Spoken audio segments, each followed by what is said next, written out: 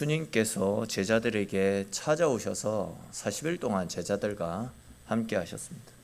주님은 40일 동안 제자들과 함께 하시면서 지속적으로 너희는 세상을 두루 다니면서 복음을 전거해서 하나님 나라를 세워가라 라는 지상 명령을 제자들에게 주셨더랬습니다. 그런데 이제 중요한 것은 주님께서는 이 일을 제자들만 감당하기에는 역부족이기 때문에 그 사명을 잘 감당할 수 있도록 성령을 보내주시겠다, 그렇게 약속을 하시지 않았습니까? 그리고 이제 성령, 주님께서 약속하신 그 성령은 우리가 알 수 없는 권능을 가지신 분으로서, 즉 다이너마이트와 같은 폭발적인 능력을 가지신 분으로서 우리에게 그 성령의 능력이 임하면 우리가 상상할 수도 없는 하나님의 큰 은혜와 능력을 힘입게 될 것이고, 그렇게 되면 내가 내 삶 가운데서 직접 경험하고 직접 체험한 하나님의 은혜와 능력들을 다른 사람들에게 알리고 증거하는 복음의 증인된 삶을 살게 될 것이다 라고, 우리가 그렇게 하는 것이 아니라 하나님께서 우리를 그렇게 만들어 가실 것이다, 이런 약속을 해주셨더랬습니다. 그렇기 때문에 우리는 주님께서 약속하신 말씀대로 성령께서 우리 가운데 임하실 은혜를 소망하면서 간절히 기도하며 주님을 찾아야 된다. 지난 시간까지 이런 맥락에서 함께 말씀을 살펴보았습니다. 근데 이제 오늘 말씀에서는 성령의 충만을 받아 내 증인이 되리라 라고 말씀하신 예수님께서 하늘로 승천하신 이후에 제자들이 보이는 모습들이 나타나고 있는데, 그와 관련된 말씀들을 좀 더 자세히 살펴보면서 하나님께서 우리에게 주시는 은혜를 나누어 보겠습니다. 이 시간 가운데도 말씀을 깨닫는 지혜와 하나님께서 나에게 주시는, 나를 위해서 준비해 놓으신 새로운 은혜를 받아 누리시는 귀하고 복된 시간 되시기를 주님의 이름으로 축원합니다. 자, 오늘 본문 9절에 나타나고 있는 대로 예수님께서 제자들에게 너희가 성령의 권능을 받아서 땅끝까지 내 증인이 되리라, 이 사명을 주시고는 하늘로 올라가셨습니다. 하늘로 올라가시니까 구름 사이에 가리어 이제 예수님의 모습이 보이지 않게 되었습니다. 근데 이제 바로 그때에 천사들이 제자들에게 찾아와서는 아주 중요한 메시지를 던지는데, 우리 오늘 본문 10절과 11절 말씀 같이 한번 읽어보겠습니다. 올라가실 때에 제자들이 자세히 하늘을 쳐다보고 있는데 흰옷 입은 두 사람이 그들 곁에 서서 이르되, 갈릴리 사람들아 어찌하여 서서 하늘을 쳐다보느냐? 너희 가운데서 하늘로 올려지신 이 예수는 하늘로 가심을 본 그대로 오시리라 하였느니라. 아멘. 이 말씀이 무슨 말씀입니까?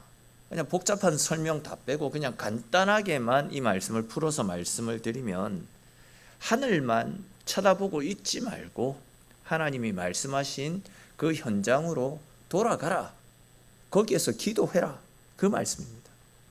사실 우리는 은혜를 받으면 항상 그 은혜에 머물러 있고 싶어하는 경향이 많이 있습니다.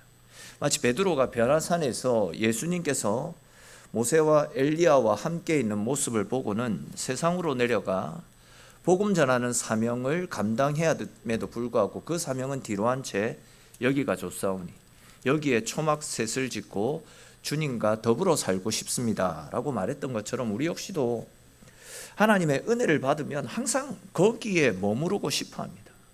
근데 하나님이 우리에게 은혜를 주시는 이유가 무엇입니까? 그 은혜를 세상 속에 흘려보내게 하시려고 우리에게 은혜를 주시는 것입니다. 그런데 우리는 그러한 하나님의 마음을 뒤로 한 채 그냥 내만 즐거워 기뻐합니다.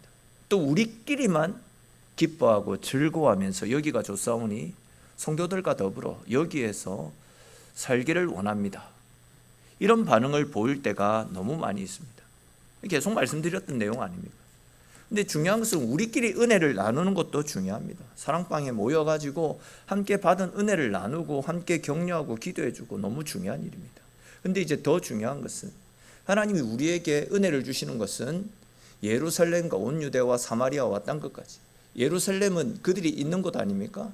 예루살렘에서 나아가서 온 유대로, 그리고 또 유대를 넘어서서 사마리아로, 사마리아에서 나아가서 땅끝까지, 즉 우리에게서만 머물러 있는 것이 아니라 우리가 받은 은혜를 가지고 가정으로, 학교로, 직장으로, 또 우리의 삶의 사역의 현장으로 다가서서 하나님의 은혜를 나누어 주게 하시려고 우리에게 은혜를 부어주시는 겁니다. 즉 내가 받은 은혜들을 흘려보내고 나누어 주어서 내 속에 은혜들을 비워야지만 하나님께서 새로운 은혜들로 우리의 삶 가운데 채워주신다라는 거죠. 좀 다르게 표현해서 지금 현실에 만족하고 지금 이대로가 좋습니다, 현실에 안주해서는 안 된다라는 겁니다. 신앙의 더 높은 경지를 향해서 또한 하나님께서 우리 가운데 허락하여 주실 우리가 누리지 못했던 더 크고 풍성한 은혜를 소망하면서 계속해서 자기를 부인하면서 주님의 길을 걸어 나갈 수 있어야 됩니다. 예수님께서 영광스러운 그 변화산에서 내려오셨기 때문에, 즉 모두가 그곳에 머물러서 그곳에서 생활하고 싶어 하셨던 그 변화산에서 내려오셨기 때문에, 또한 제자들이 예루살렘을 떠나서 사방으로 흩어졌기 때문에 생명의 역사가 여기저기로 뿌려졌듯이 우리들도 지금 머물러 있는 이 자리에서 일어나서 다시금 기도의 자리로 나와야 되고, 힘들고 어려운 일이지만 십자가의 길을 걸어 나갈 수 있어야 됩니다. 우리가 받은 은혜를 가지고 세상 가운데 달려가서 십자가에 증인된 삶을 살 수 있어야 된다라는 것입니다. 교사들 중에서는 이번에 여름 성경학교 캠프에 참여해서 은혜를 받은 분들이 계실 겁니다.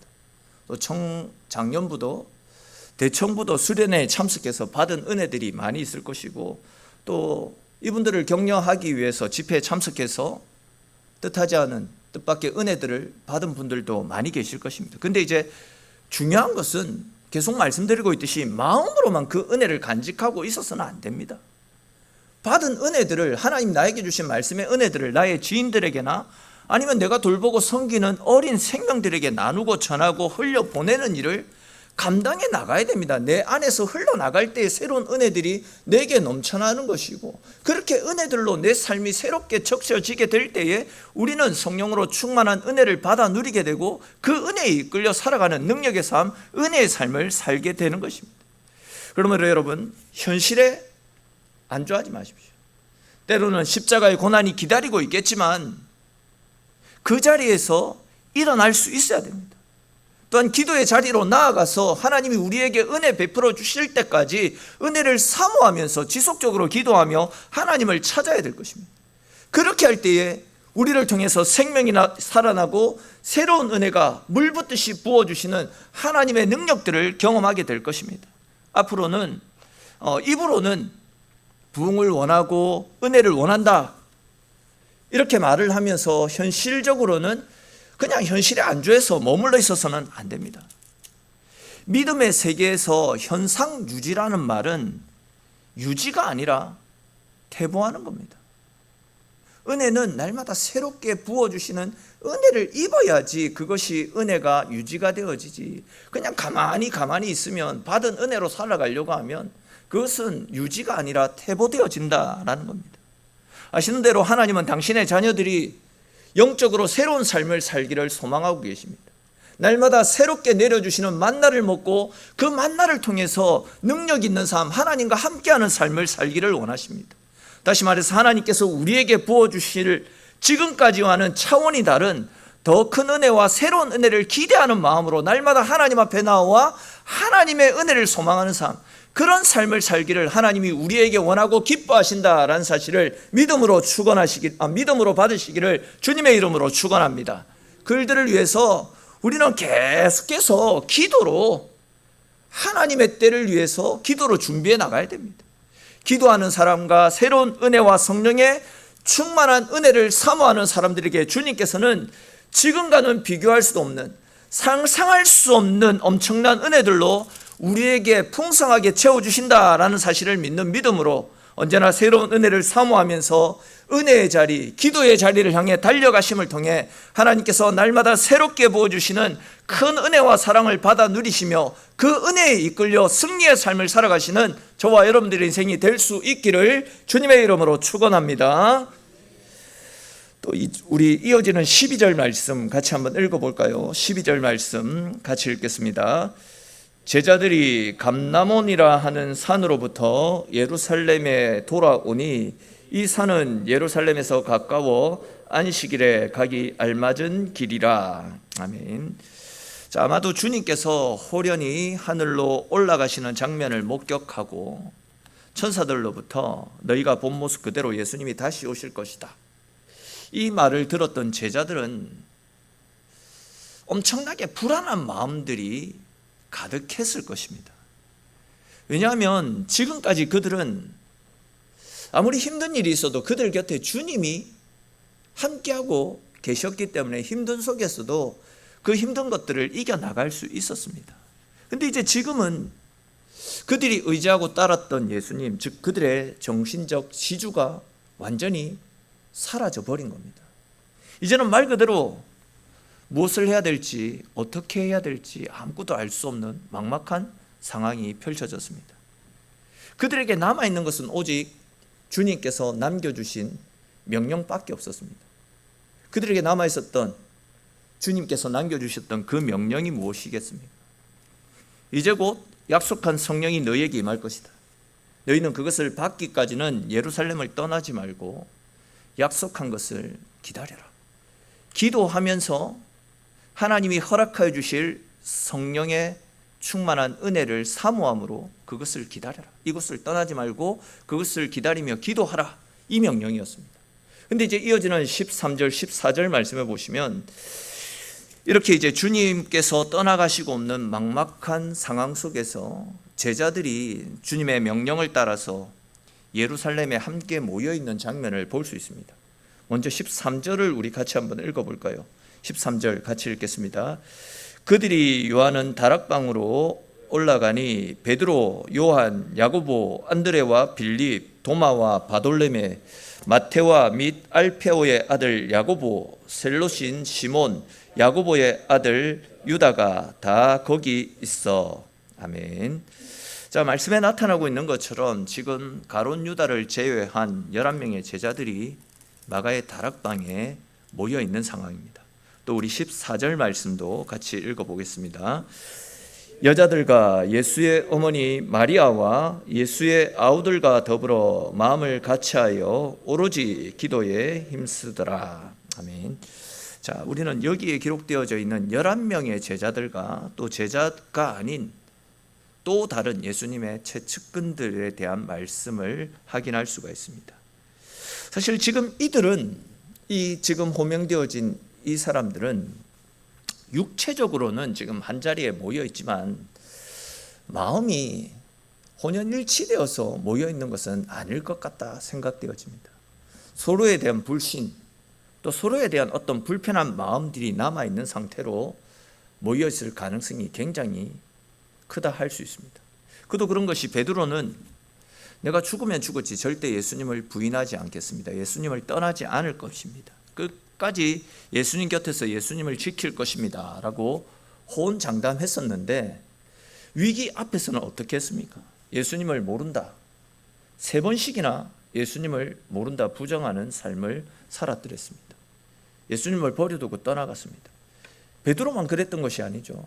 예수님이 사람들에게 잡히시고 십자가의 고난을 당하실 때에 다른 제자들은 어디에 있는 것조차도 알 수 없을 정도로 모두가 예수님의 죽으심 앞에서는 예수님을 버려두고 뿔뿔이 흩어졌고 숨었던 사람들입니다. 그러니까 이제 어느 누구도 예수님을 구원해내고자, 구출해내고자 노력을 기울인 사람이 없는 상황입니다. 그런 일들 때문에 서로가 서로를 보기가 좀 부끄럽고 민망했을 것입니다. 또 그들 마음속에는 서로에 대한 어떤 불신, 알 수 없는 거리와 장벽들이 분명히 쳐져 있었을 것입니다. 예수님이 그들과 함께 하시는 동안에는 예수님을 중심으로 그래도 뭔가 할 수 있을 것 같았는데 예수님께서 그들 곁에 떠나고 나시니까 남아있는 사람들의 모습을 보니까 다들 별 볼 일 없는 사람처럼 보였습니다. 어떻게 저런 사람들과 함께 주님이 남기고 가신 일들을 할 수 있을까 하는 그들 스스로 의구심도 많이 생겨났을 것입니다. 자, 그런데 이제 그런 무리들 가운데 눈에 띄는 또 다른 여인의 무리들이 나타나지 않습니까? 14절에 나타나고 있는 이 여인들은 예수님을 사랑해서 예수님이 죽으시는 십자가 현장까지 쫓아갔고 또한 부활하신 예수님의 그 시신을 수습하기 위해서, 죽으신 예수님의 그 시신을 수습하기 위해서 예수님이 묻혀있던 돌무덤으로 찾아갔다가 예수님의 부활을 제일 먼저 목격했었던 여인들입니다. 즉 이 여인들은 죽음 앞에서도 두려워하지 않고 끝까지 주님을 목격했던 여인들로서 어찌 보면 제자들보다도 더 신실하고 더 믿음이 좋은 사람들이었습니다.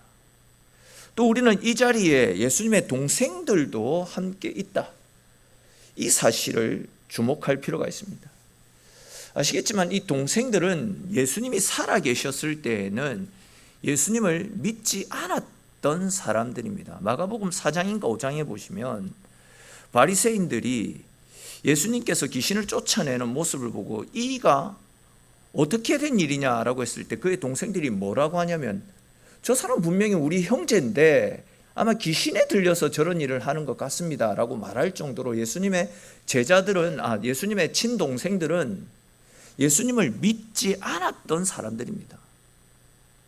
근데 이제 부활하신 예수님을 그들이 직접 목격하고 나자 그때서야 뒤늦게 예수님을 믿게 되었던 사람들입니다. 그러니까 이제 엄밀히 말해서 지금 마가의 다락방에 모여있는 사람들 중에는 그 여인들을 제외하고는 온전한 믿음을 가진 사람들이 없었다, 이렇게 단정지어서 말씀드릴 수 있습니다. 어쩌면 서로에 대한 불신, 원망으로 서로를 믿지 못한 채 이 자리에 모여 있을 가능성이 굉장히 큽니다.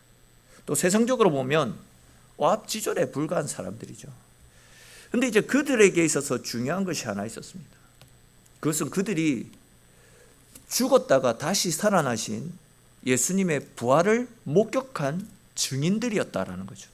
그리고 주님이 말씀하셨던 너희가 예루살렘에 모여서 함께 기도할 때에 약속한 성령을 받게 될 것이다 라는 약속의 말씀을 절대적으로 믿고 있는 믿음이 있었더랬습니다. 다른 거는 몰라도 세상적으로 볼 때 참 미련하고 약하고 의심 많고 보잘것없는 사람들이었지만 부활하신 예수님을 목격했던 것, 또한 주님이 약속하신 성령이 오실 것을 기다리고 믿고 있었다라는 것, 그것이 그들이 가지고 있는 유일하게 내세울 수 있는 장점이었습니다.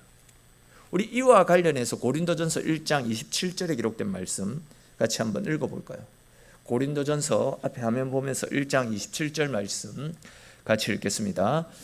그러나 하나님께서 세상에 미련한 것들을 택하사 지혜 있는 자들을 부끄럽게 하려 하시고 세상에 약한 것을 택하사 강한 것들을 부끄럽게 하려 하시며. 아멘. 자, 무슨 이야기입니까? 하나님은 세상적으로 볼 때 지혜도 없고 미련해 보이고 약할 것 같지만 하나님은 당신의 말씀을 믿고 당신을 경외하는 사람들, 세상적인 것들은 없다 할지라도 당신을 경외하는 그 믿음이 있는 사람들을 귀하게 사용하신다, 그 말씀 아닙니까? 사실 지금 우리가 살펴보고 있는 이 제자들의 모습을 통해서도 이 말씀이 이루어지고 있다라는 것을, 이 말씀이 진짜다라는 사실을 우리가 확인할 수 있습니다. 앞에서 말씀드렸던 것처럼 제자들 모두가 예수님 모른다라고 부정하고 예수님 버려두고 자기 살 길을 찾아서 뿔뿔이 흩어졌던 사람들입니다. 그렇다라고 해가지고 뭐 이들 중에 뛰어난 석학이 있습니까? 화려한 스펙을 가지고 있는 사람들이 있었습니까? 아무도 없었습니다. 근데 이제 이들에 비해서 세상을 바라보게 되면요, 굉장히 뛰어난 인재들이 즐비합니다. 힘과 권력을 가지고 있어가지고 복음을 전하면 상당한 영향력을 끼칠 만한 사람들이 세상에 널리고 널려 있는 상황입니다. 근데 어떻습니까? 주님은 그렇게 뛰어난 사람들을 사용하시지 않았습니다. 대신 하나님께서는 스펙이 떨어지고 주님을 배신하고 떠나갔던 실수와 아픔이 있는 사람들을 통해서 하나님 나라를 세워가시지 않았습니까? 직업이 어부이거나 무식해도 상관이 없었습니다. 하나님께 필요한 것은 하나님을 경외하는 믿음, 하나님을 하나님으로 믿는 믿음, 하나님이 약속하신 것은 반드시 이루어질 것을 믿는 믿음, 그런 믿음으로 하나님을 의지하는 사람, 하나님은 그런 사람을 통해서 하나님 나라를 세워가심을 믿으시기를 축원합니다. 다시 우리 14절 말씀 한번 볼까요? 14절 말씀에 보시면 그들이 마음을 같이 했다, 그들이 마음을 같이하여, 이 말씀이 나타납니다. 이 말씀이 굉장히 중요한 말씀입니다. 앞에서도 언급을 했듯이 지금까지 그들은 마음을 같이 하지 못했잖아요. 그들 중에는 예수님을 부정하고 떠나갔던 사람들과 아예 예수님을 믿지 않았던 사람들도 있었고, 또 그들과 달리 목숨까지 걸고 끝까지 예수님을 지켰던 사람이 있었습니다. 이런 사람들이 함께 모여가지고 함께 한다라는 것은 절대 쉬운 일이 아닐 겁니다. 또 거기에 대해서 제자들은 예수님이 살아계시는 동안 누가 더 큰 사람들인지, 누가 더 높은 자리에 오를 것인지 자기들끼리 자리 다툼이나 하고 내가 높니 네가 높니 경쟁을 하던 그런 사람들이었습니다. 알게 모르게 서로 분열된 위치에서 서로를 경쟁자로, 라이벌로 생각하는 그런 무리들이었습니다. 근데 이제 부활하신 주님을 만난 이후로 그들은 이제 마음을 같이하였다. 주님의 말씀 앞에서 그들이 마음을 같이하였다라고 말씀하고 있습니다. 그들은 주님께서 말씀하셨던 약속하신 성령을 기다리기 위해서 마음을 같이하여 오로지 기도에 힘썼다라고 성경은 분명히 말씀하고 있습니다. 즉 성령의 강림을 기다리는 동일한 소망을 품고 동일한 마음으로 동일한 것을 꿈꾸며 바라보게 되었다라는 겁니다. 사실 우리들도 이와 같아야 됩니다. 우리가 처음부터 하나가 되었기 때문에 이 자리에 모여 있는 것이 아니지 않습니까? 한 자리에 모여서 기도하기 때문에, 우리 주 예수 그리스도를 나의 구원자로 믿는 믿음이 있기 때문에 우리가 이 자리에 모여 있는 것 아니겠습니까? 잘 아시듯이 사탄은 분열을 일으키는 분열의 영입니다. 그러다 보니까 별로 중요하지 않은 것들로 서로 다투게 하고 분열을 일으키고 나누어지게 만드는 것이 사탄입니다. 사실 오늘 본문에 나타나고 있는 제자들, 여인들과 또한 예수님의 형제들도 서로의 약한 부분을 보고 서로의 차이점을 바라보았다면, 지난날의 그들의 실수와 지난날의 그들의 아픔을 보았다라고 한다면 결국 그들도 분열할 수밖에 없었을 것입니다. 그러나 그들은 차이점이 아니라 주님 안에서 한 가지 믿음, 약속하신 성령을 간절히 소망하는 그 믿음으로 하나됨을 이루었습니다. 주님께서 다시 보내주시겠다라고 약속하신 성령 하나님을 소망하는 그 믿음 안에서 서로의 공통점을 보기 시작했습니다. 다시 말해서 그들은 하나님의 말씀으로 하나됨을 이루었다라는 겁니다. 그렇게 약속하신 말씀으로 성령을 기다림으로써 그들은 사랑으로 하나가 될 수 있었습니다. 그렇습니다, 여러분. 우리가 말씀 안에서 사랑으로 하나 되는 교회가 결국은 성령의 충만한 은혜들을 받아 누릴 수 있게 되는 것입니다. 주님을 사모하는 마음으로 한 마음으로 함께할 때에 주님의 영이 우리 가운데 임하게 되어서 우리도 주의 은혜로 말미암아 다시 일어서게 될 줄로 믿으시기를 축원합니다. 14절에 나타나고 있는 말씀을 같이하여 마음을 같이하여 그들이 오로지 기도에 힘쓰더라. 저는 이 말씀이 개인적으로 굉장히 좋습니다. 한 마음으로 무엇을 같이 하느냐, 이것이 중요한데 그들은 지금 한 마음이 되어서 무엇을 힘썼다라고 이야기합니까? 오로지 기도하는데 마음을 합하였다라고 말씀하고 있습니다. 특별히 이제 이 부분을 원어로 보게 되면 계속해서 기도드렸다, 그런 뜻을 가지고 있습니다. 즉 표현이 그렇지만 딴짓하지 않았다라는 겁니다. 딴 생각하지 않았다라는 겁니다. 모이면 기도하는 일에 그들의 신경을 집중했다라는 겁니다. 교회가 바로 이런 곳이 되어져야 될 것입니다. 그래서 교회는 민주적이라기보다는 영적인 곳이 되어야 됩니다. 다시 말해서 우리도 서로 대화를 해야 되지만 우리들이 나누는 대화는 우리가 먼저 기도를 통해서 하나님과의 대화가 이루어지고 나서 하나님의 마음을 품고 그 마음을 가지고 대화를 해나갈 수 있어야 됩니다. 여러분, 하늘의 문이 닫혀 있는데, 그래서 우리 마음 가운데 하나님의 마음을 품지 않고 내 생각과 내 의견, 내 사고가 앞서 나가고 있는데, 그런 마음으로 그런 생각으로 우리끼리 이야기한다고 어떤 중요한 결과에 도달할 수 있겠습니까? 답이 나오지 않습니다. 사실 어떻게 보면 기도드린다, 기도한다, 시간 낭비처럼 보이는 어리석은 행동처럼 보일 수도 있습니다. 그러나 이런 거룩한 시간 낭비가 가장 위대한 하나님의 역사를 이루어 나가는 은혜의 통로가 됨을 믿으시기를 바랍니다. 우리 이와 관련해서 전에도 한번 제가 말씀드린 기억이 있는데, 이 출애굽기 17장 말씀해 보시면 이스라엘과 아말렉이 전투를 벌이는 장면이 나타납니다. 그런데 이제 분명히 아시는 대로 하나님께서는 모세를 이스라엘의 지도자로 세우실 때에 내가 너와 함께 할 것이고 내가 너가 걷는 걸음보다 한 발 앞서서 너의 대적들을 물리쳐 줄 것이다.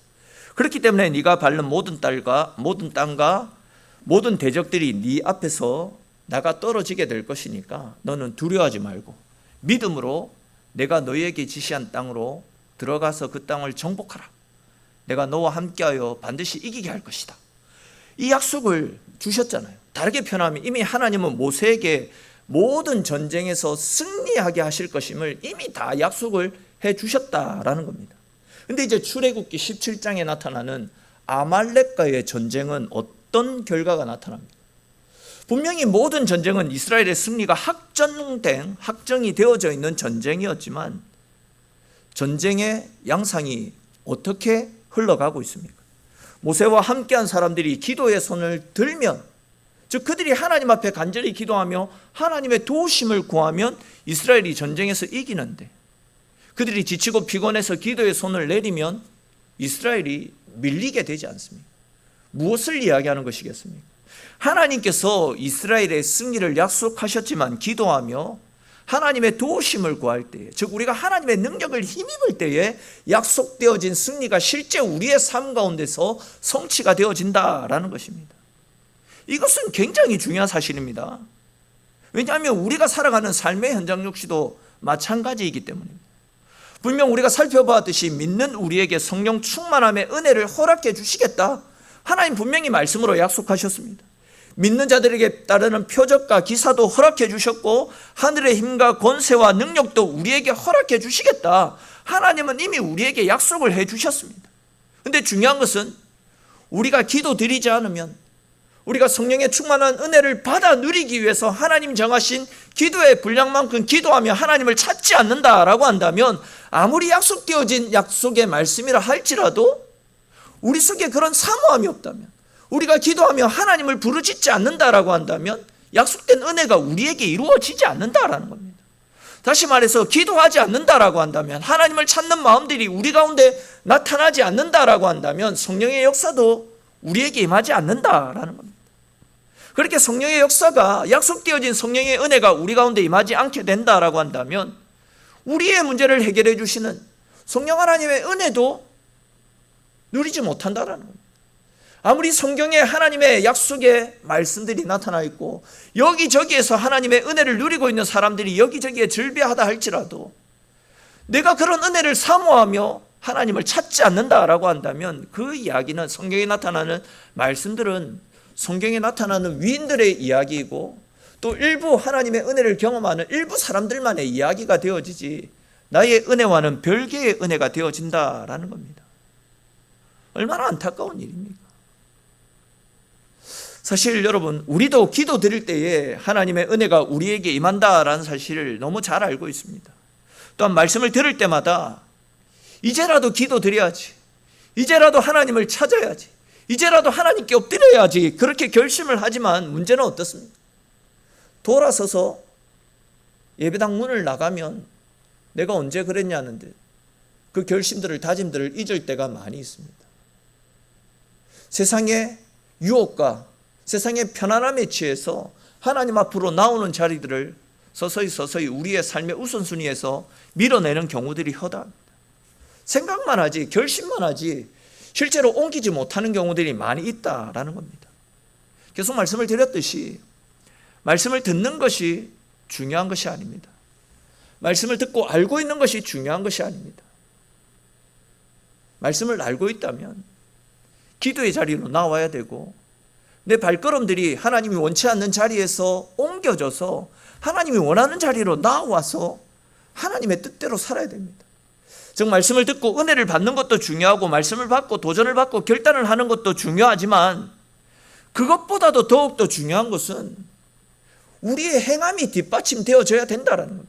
구원은 절대 우리의 행위로 이루어지는 것이 아니라 전적인 은혜지만 하나님이 허락하여 주시는 또 다른 은혜, 삶 가운데서 내가 누릴 수 있는 것은 기도의 자리로 나와서, 행함의 자리로 나와서 하나님의 뜻대로 순종하며 믿음으로 살아가게 될 때에 하나님의 은혜가 우리 가운데 임하게 된다라는 겁니다.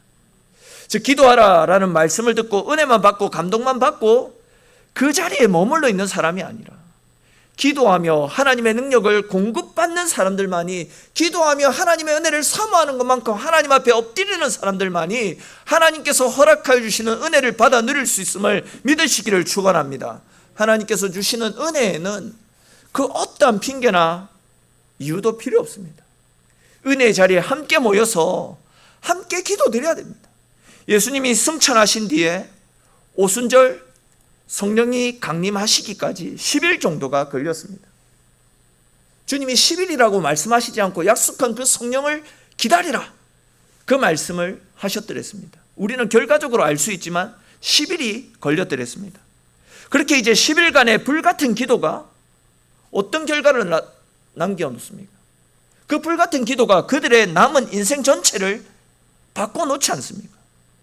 그것처럼 그들의 기도가 그들의 인생을 바꿔준 것처럼 우리가 지금 이 자리에 나와서 하나님 앞에 드리는 금요 기도회와 새벽 기도회가, 또한 우리가 하나님 앞에 나아가서 기도하는 개인의 기도 시간들이 우리들의 남은 인생 전체를 바꿀 수 있는 힘과 능력이 될 수 있다라는 것을 믿음으로 받으시기를 축원합니다. 저는 우리 모든 성도들이 함께 모여서 기도할 때에 우리 교회를 완전히 새로운 차원으로 성장시켜 주시는 성령의 충만한 임재가 날마다 새롭게 역사할 줄로 믿어 의심치가 않습니다. 저와 여러분들 모두가 이런 믿음을 가지고 간절히 하나님을 찾고 하나님 앞에 엎드릴 수 있기를 축원합니다. 우리가 모여서 함께 기도드리는 것, 우리가 우리의 전부를 내려놓고 오로지 기도에 힘쓰는 것, 주님이 우리에게 원하시는 삶의 모습임을 믿음으로 받으시기를 축원합니다. 오늘도 불같은 성령께서 우리가 드리는 기도 가운데, 우리의 간절한 마음 가운데 불같이 역사할 줄로 믿으시기를 축원합니다. 우리가 간절히 기도하며 하나님 찾을 때에 하나님은 분명히 말씀으로 약속하셨듯이 우리들에게도 오순절 성령의 충만한 은혜와 같은 불같은 은혜들로 우리 가운데 역사하실 줄로 믿으시기를 축원합니다. 주님은 기도하는 우리 가운데 찾아오셔서 약속하신 성령을 부어주실 것입니다. 기도하는 우리들에게 하나님의 능력을 보여주실 것입니다. 오늘 이 밤 우리 모두가 이런 은혜를 간절히 사모하며 주님을 찾으심으로 주님이 약속하신 성령의 충만한 은혜를 받아 누릴 수 있기를 축원합니다. 그리하여서 우리의 인격이 변화되어지고 우리의 삶이 변화되어지고 또 우리로 인하여서 우리의 가정이 살아나고 교회가 살아나고 또한 우리가 만나고 교제하는 영혼들이 되살아나는 복음의 역사들이 더하여지는 이 시대의 증인으로서 하나님의 복음의 통로, 축복의 통로의 역할을 잘 감당하여 주님께 귀하게 쓰임받는 저와 여러분들의 인생이 될 수 있기를 주님의 이름으로 축원합니다.